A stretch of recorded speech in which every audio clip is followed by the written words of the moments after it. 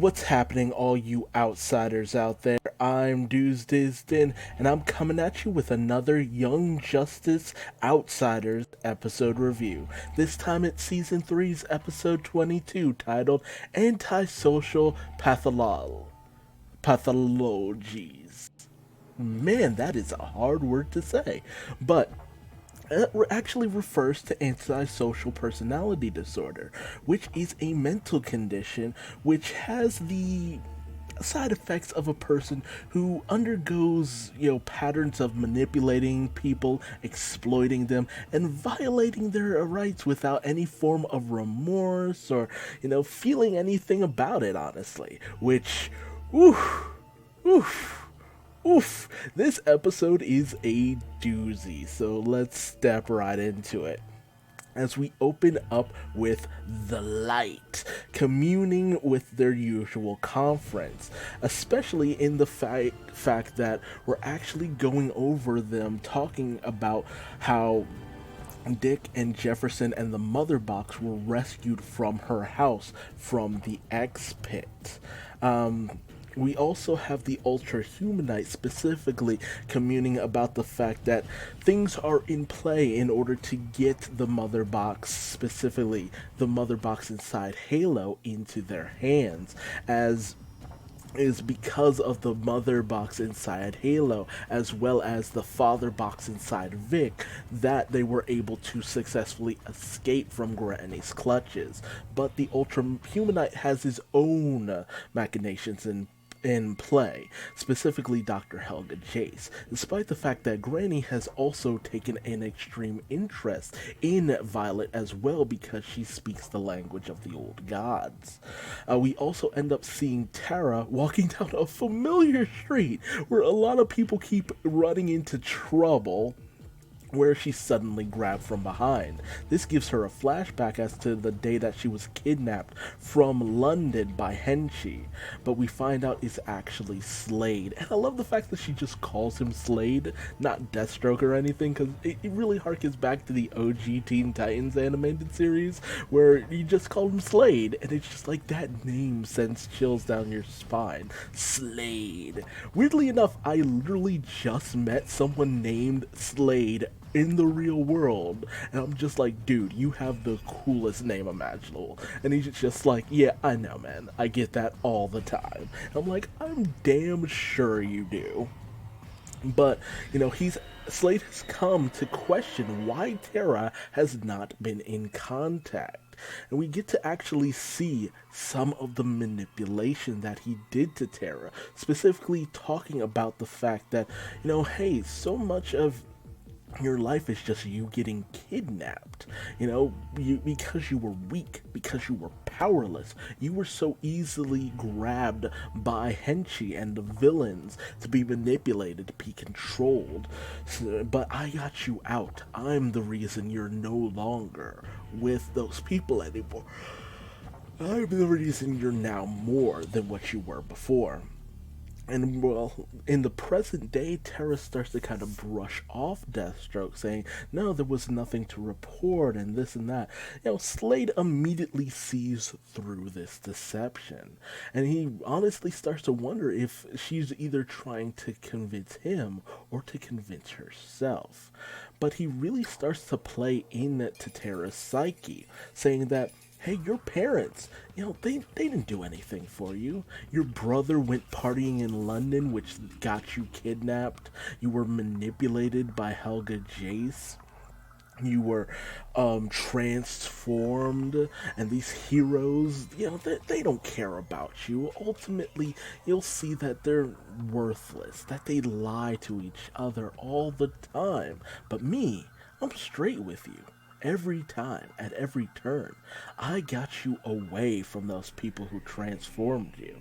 You can trust me. And he hands something over to Tara to show that trust. Meanwhile, Dick is still reeling from the effects of the X Pit.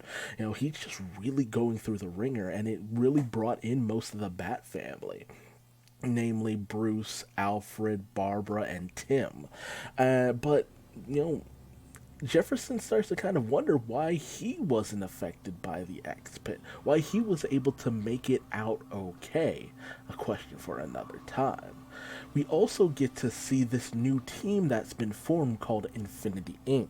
Now, Infinity Inc. is actually a team from the comic books that was created by none other than Lex Luthor, bringing into play his little situation after that interview with G. Gordon Godfrey, where he was talking about the fact that, hey, G. Gordon, you need to play, well, hey, Lex, you need to play the game, you need to get on that level, and maybe not go against the flow of metahumans.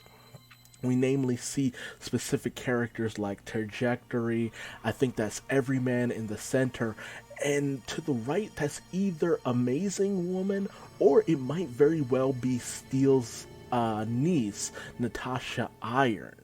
Because dark skin. I'm kind of just spitballing on that one, but she was a part of Infinity Inc. And we might just see that happen. And Infinity Inc. does not have a happy story, so we'll see how that goes down now that they've been introduced. But Brion takes offense to the fact that they're basically cribbing their style for the most part. But Garfield sees it as them just inspiring new heroes and doing the right thing when it really comes down to it. Meanwhile, Violet feels a little bit bad about the fact that they're down enjoying a nice pancake dinner while Dick is upstairs reeling in pain because of everything that's gone on.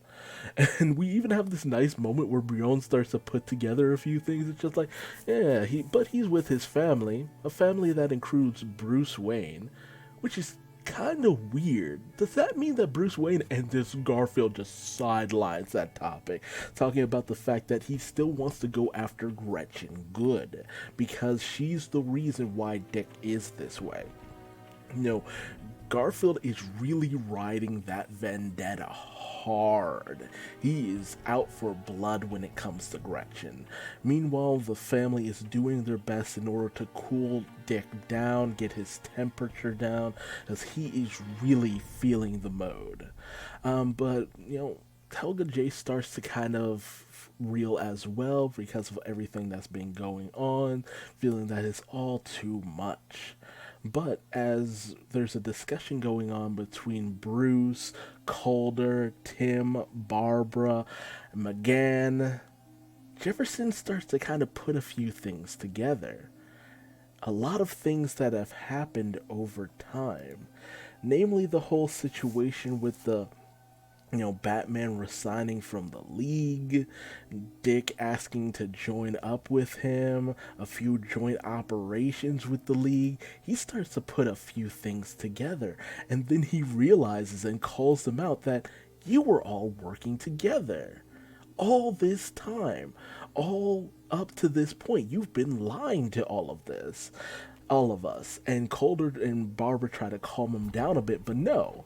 Jefferson is rightly pissed. He is absolutely pissed, and he is connecting dots left and right all over the place. The fact that the whole Batman resigning was all a setup so that Batman's side could go underground and act with impunity, and the League wouldn't be put into the spotlight for their actions. Jefferson being taken in by Dick, joining his little side team, only for it to just be a lie, just another part of the League's dirty dealings. Dick taking Jefferson to Gretchen's house, and the fact that they were saved by Aquaman and a bat drone of all things. Like, come on.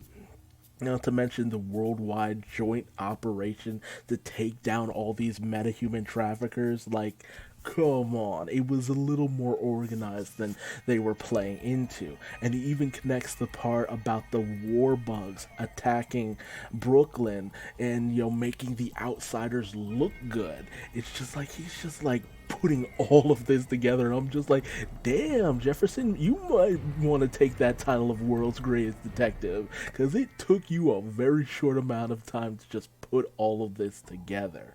And Tara is overlooking this and actually starts to get a little bit testy about this situation. She starts to kind of see what Slade was talking about these heroes.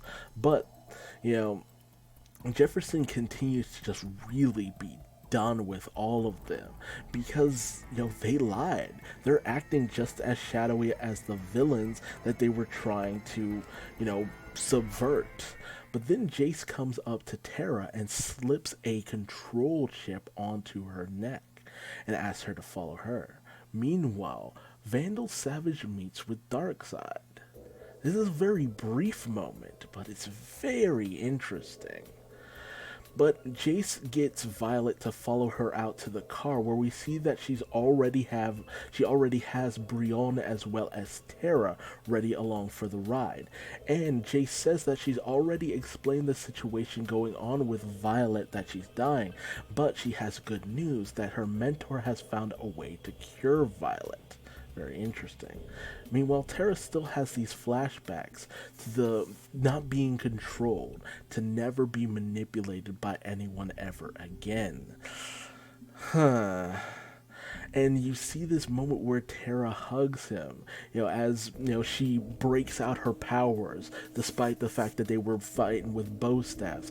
But he does kind of, take great honor in her, actually following her as an example to not fight fair, to actually do what she needs to do in order to survive.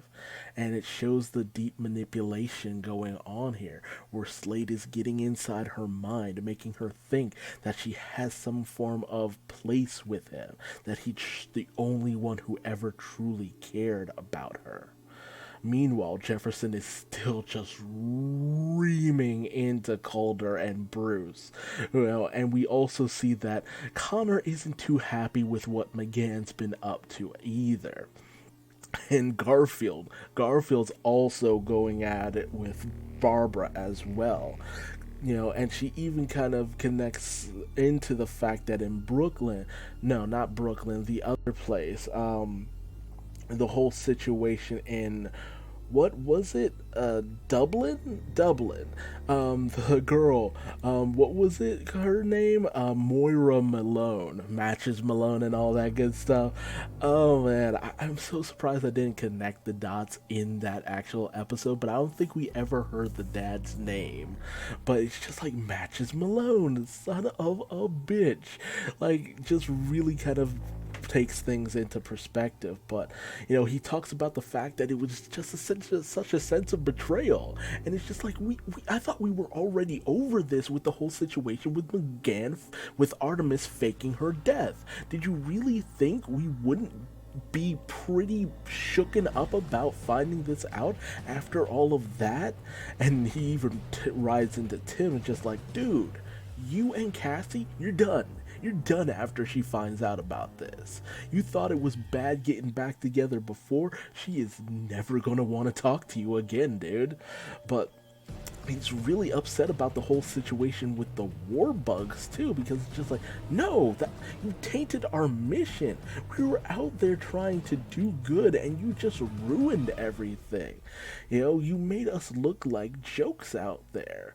But Barbara's point of view is that no, we were trying to make it so that you were clean on everything that you did, and that if we did something and we went down because of it, you wouldn't fall because of our actions, which makes sense. But at the same time, like, y'all did things, you took things a little too far, which Barbara even admits for the most part. But Jefferson's just still pissed. After everything, he really needed this. He really needed to feel like this was something organic, that he had a say in all this, because he was doing his best to find his own way after what happened with that little transformed girl.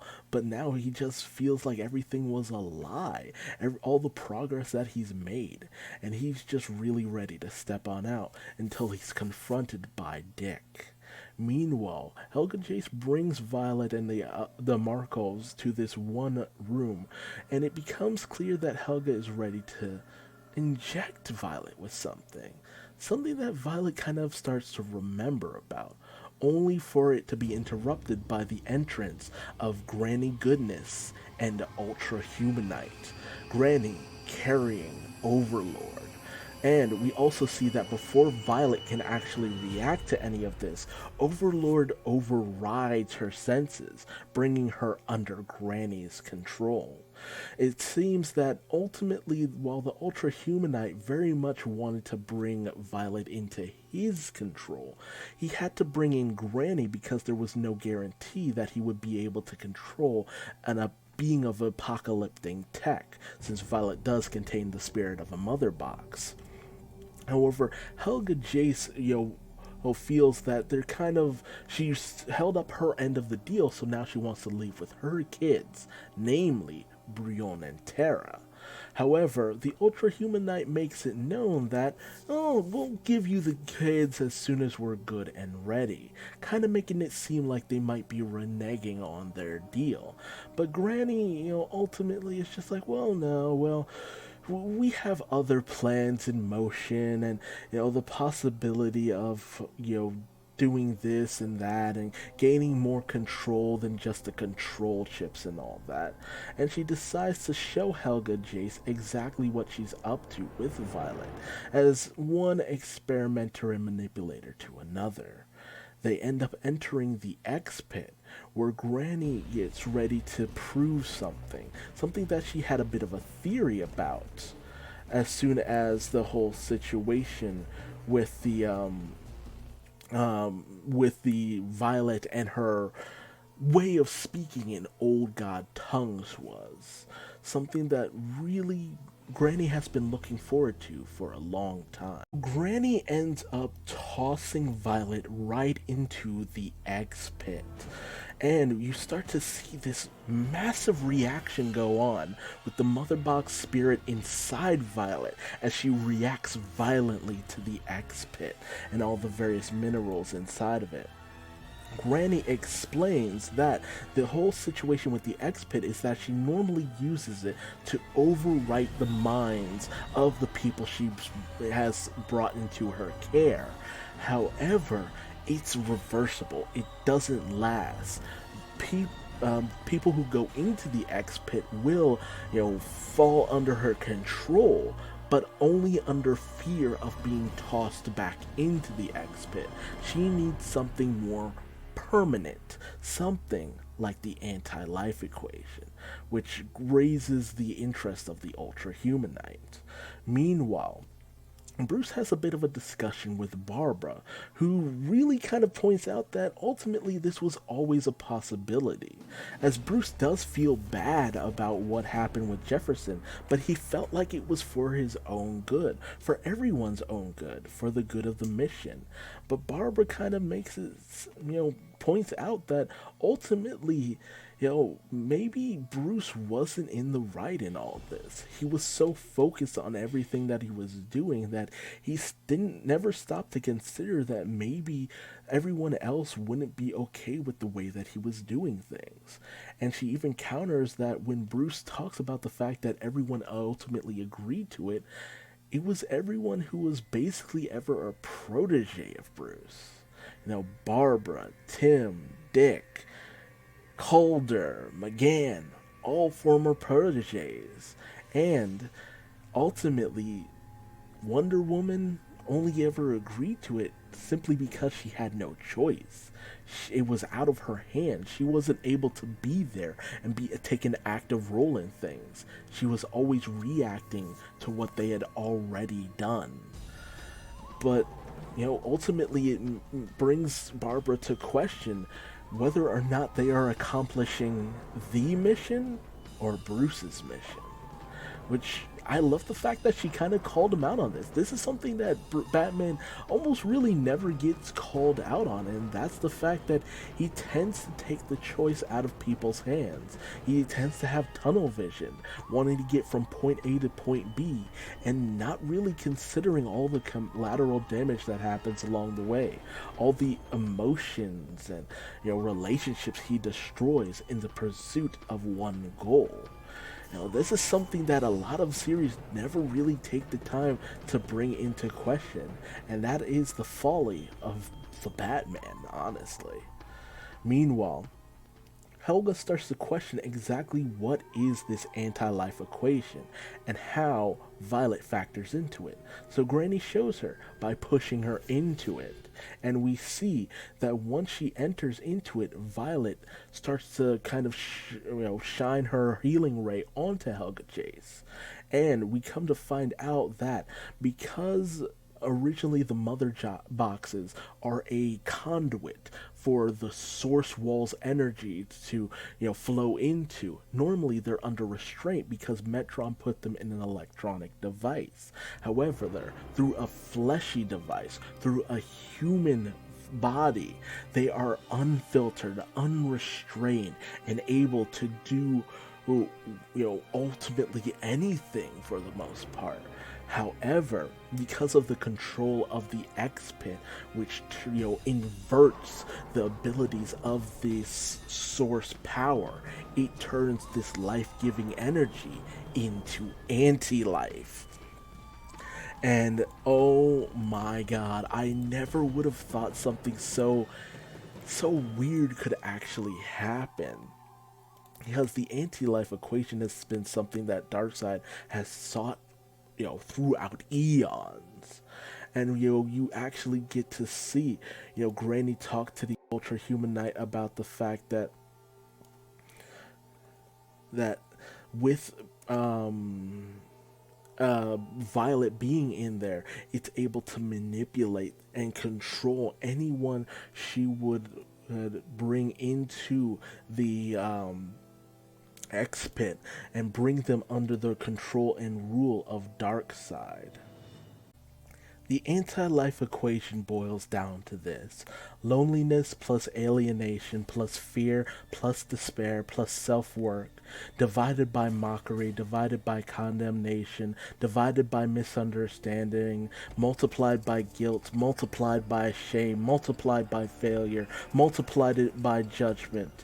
N equals Y, where Y equals hope, and N equals folly.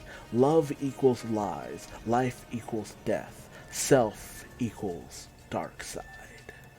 And Granny uses this in order to bring Helga Jace under her control and gets Helga to spill her deepest, darkest secrets. The secrets she would rather have no one hear.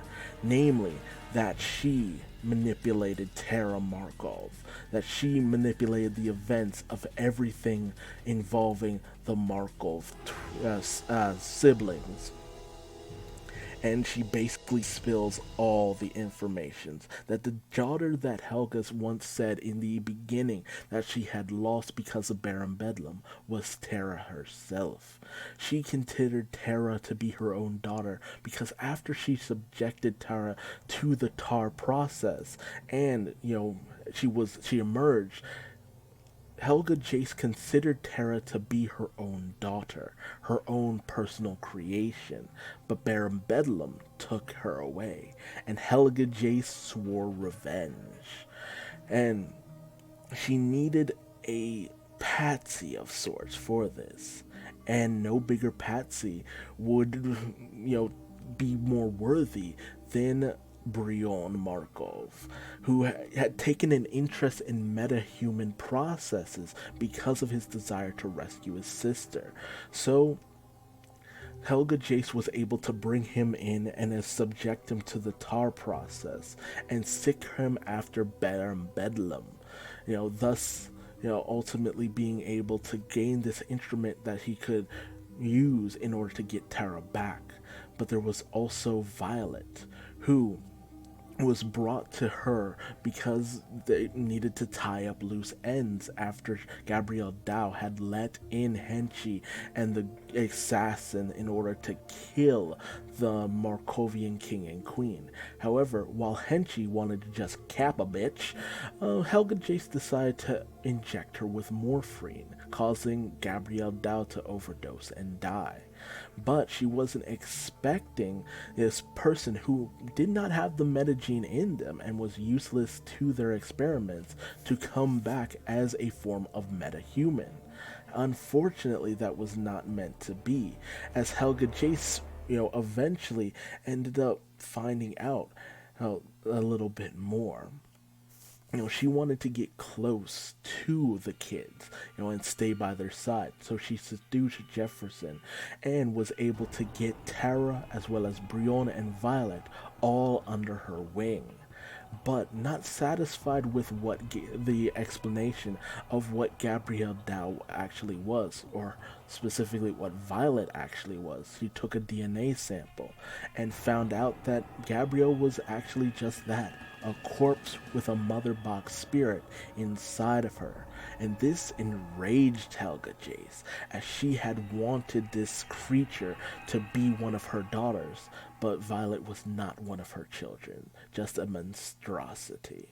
And so she leagued up with the Ultra Humanite, and in order to make sure that both Tara and Brianna would be given over to her, she would offer up Violet to the light. And so she created this lie that Violet was dying in order to continue to manipulate Violet and bring her to her side. And with that, she would be, give the light Violet, this, incredible creature with these incredible powers. And Helga Jace would be given her own lab, taking in Brion and Tara and being given free range to continue to create her children, as it were. And while she feels sorry that she had to control Tara and Brion, she feels that one day they might be able to go without the inhibitor chips, and they would serve her willingly.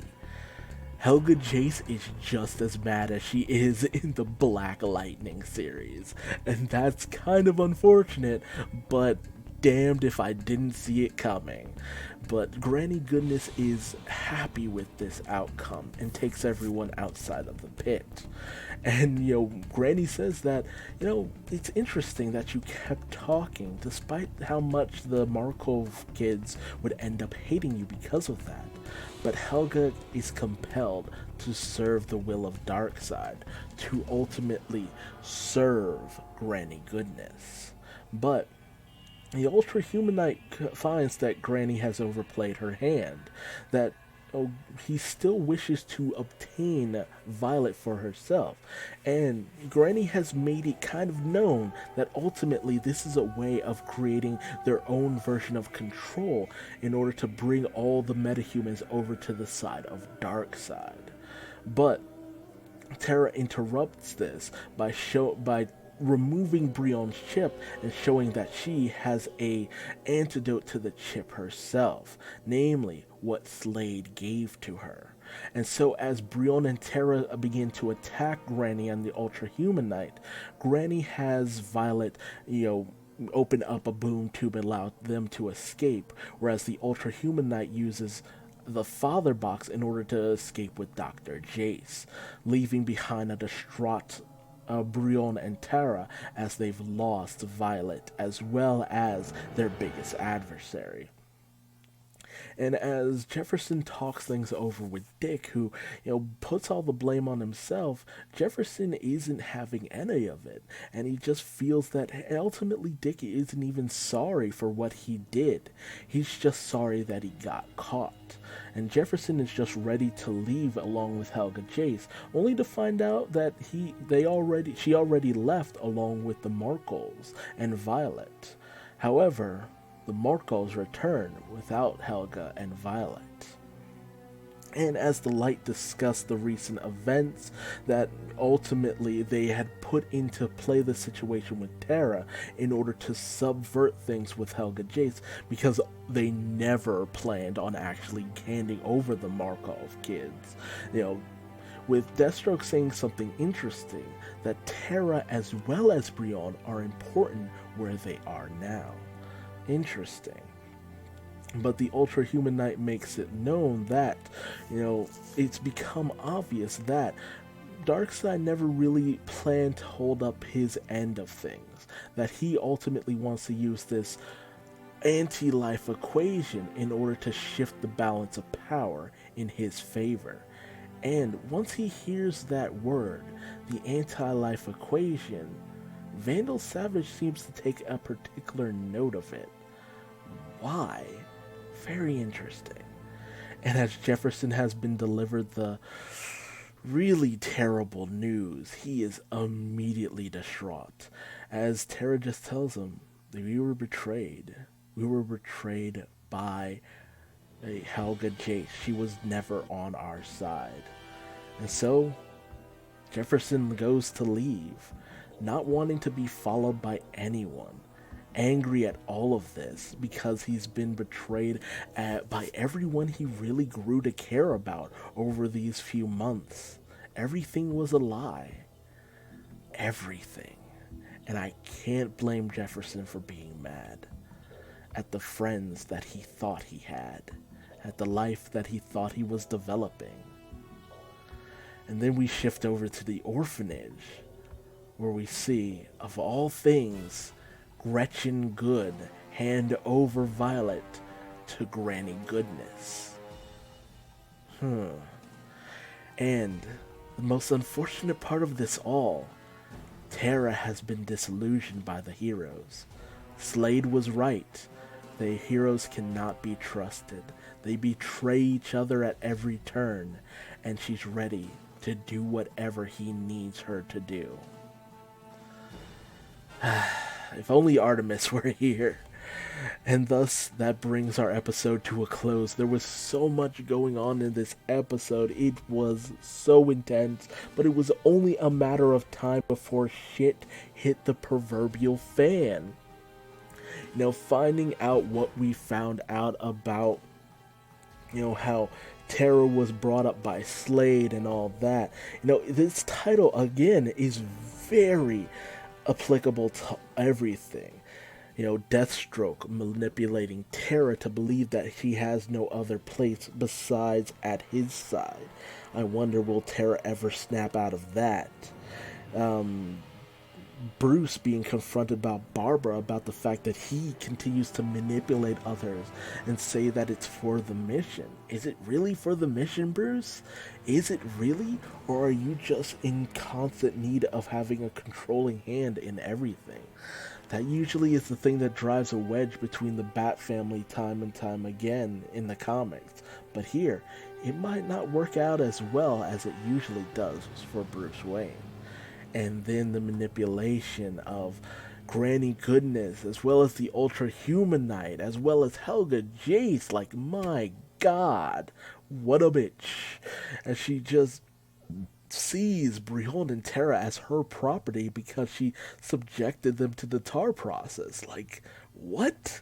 No, that's not how that works, you crazy bitch. But even more questions are really raised, like why was Jefferson able to survive the X-Pit, and why was Dick more susceptible to it? Why is he in so much pain? Is it because he wasn't a metahuman? Is that the possibility? Because that's the only difference between the two of them, because one has the metahuman gene and the other doesn't.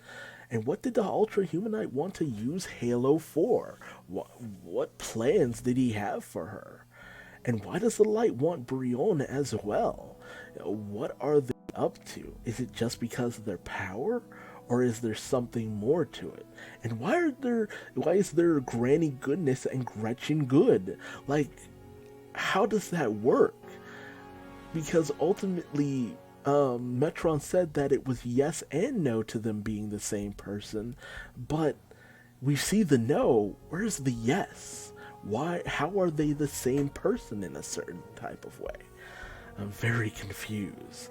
And then there's Vandal Savage. What does he know of the anti-life equation? And does it have anything to do with the fact that he talked with Darkseid prior to that meeting with the Light, where he learned about Darkseid possibly taking more of the pot than he originally let on? There's just so many questions, and we're winding down to the finale of Season 3. In fact, the episodes have already come out. I just have yet to watch them. So join me next time as I finally get around to the conclusion of Young Justice Outsiders. And if you've gotten this far, you must have liked this video, so leave me a like or even a dislike if you didn't, and tell me what I did wrong in the comment section below, besides making this like a 30-minute video. And if you enjoyed this and you want to see more, subscribe and hit the bell icon. That way you never miss out on another Young Justice Outsiders episode review. And if you want to find me on social media, just Google Duuz-Diz-Din. I am everywhere, for better or for worse. And until the next video, just remember that sometimes you gotta actually understand that you're doing more harm to your friends than good. Realize that you're manipulating people. Show some empathy. Or you might just have antisocial tendencies as well. Only time will tell. And until next time, I'm Duuz-Diz-Din, and I will see you in the next video. I'm going to bed. Bye-bye.